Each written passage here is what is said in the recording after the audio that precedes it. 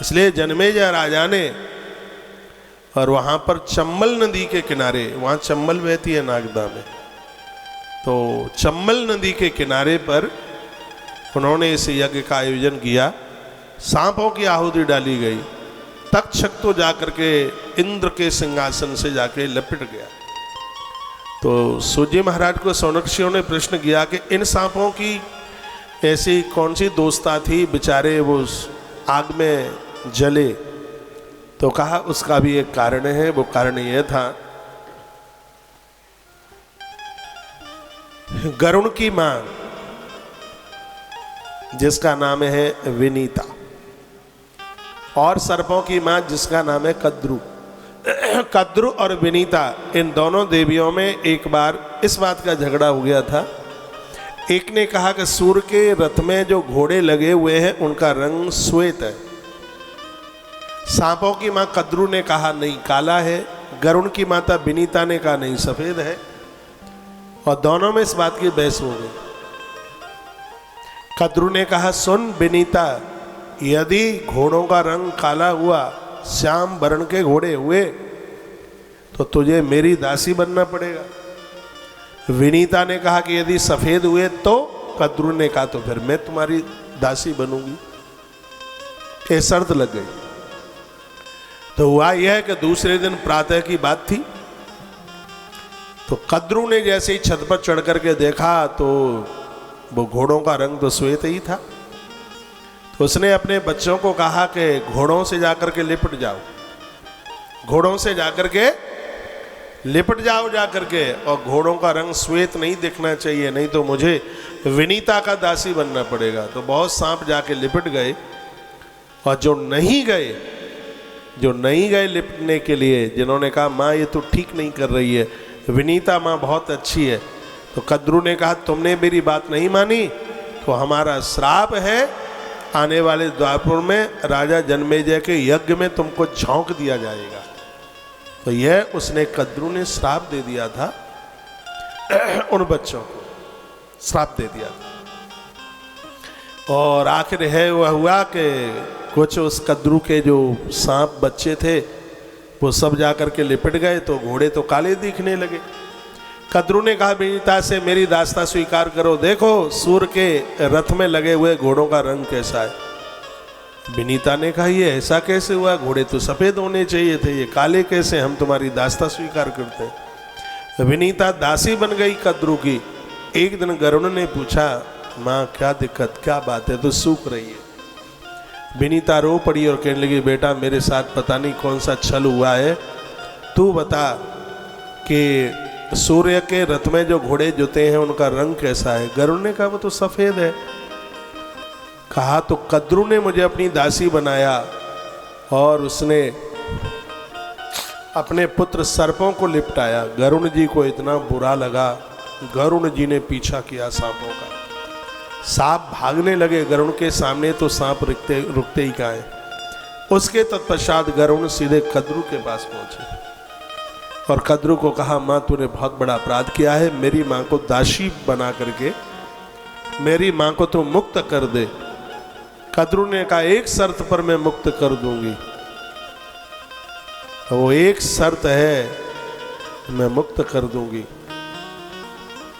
क्या शर्त है? शर्त यह है कि मेरे पुत्रों को तुम अमृत पिला दो। यदि मेरे पुत्रों को तुम अमृत पिला दोगे तो मैं तुम्हारी मां को मुक्त कर दूंगी। गरुण देव इन देवराज इंद्र के यहाँ पहुंचे, वहां अमृत था।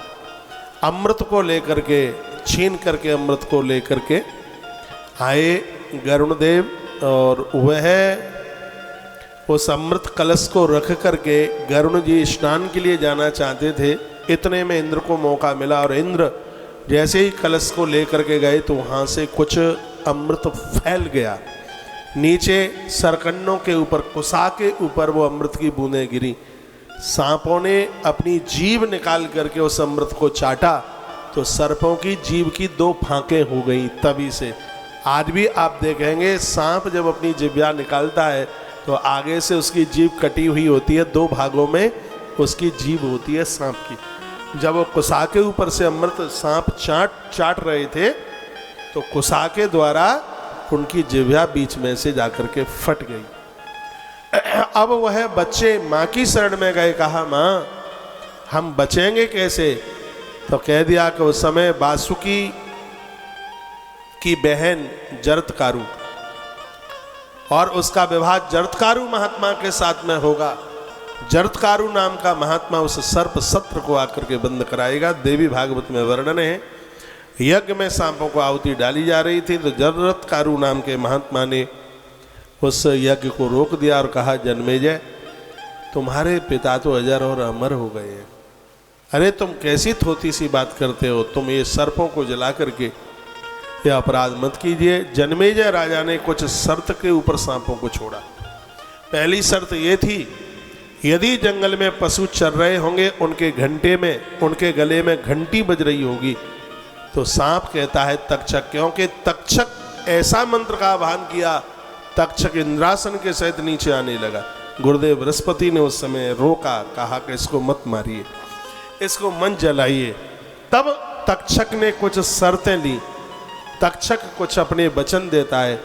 तक्षक कहता है, हे राजन, वन में पशु चर रहे होंगे, उनके गले में घंटी बंधी होगी तो कोई भी सांप उस चरते हुए पशु को काटेगा नहीं। आज भी पशुओं के गले में घंटी इसलिए बांधी जाती है क्योंकि जब वो चरने को जाते हैं तो कोई विषैला जीव उन्हें काट न ले, इसलिए पशुओं के गले में घंटी बांधी जाती है। जो पशु पालते हो तो वह उनके गले में घंटी जरूर बांधे।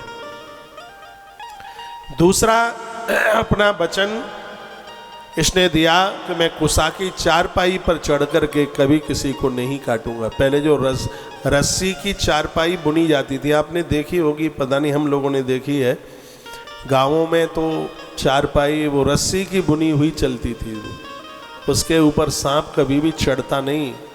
चढ़कर किसी रजाई कंबल में लिपट करके चला जाए वो बात अलग है, नहीं तो वो चारपाई पर कभी चढ़ेगा नहीं।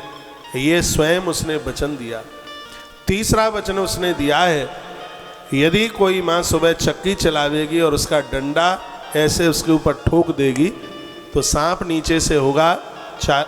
आपने चक्की देखी है जो पुराने ज़माने में घरों में चलती थी, तो वो कहता है कि मैं यदि नीचे होऊंगा तो सांप नीचे होगा तो चला जाएगा। चक्कियाँ चलाते समय मैं कभी किसी को काटूंगा नहीं, दंशन नहीं करूंगा।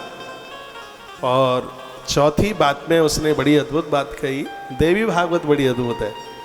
चौथी बात में उसने कहा, जो भी कोई क्षत्रिय, जन्मेजय राजा ठाकुर थे, क्षत्रिय थे, तोमर, क्षत्रियों में एक ठाकुर होते हैं तोमर,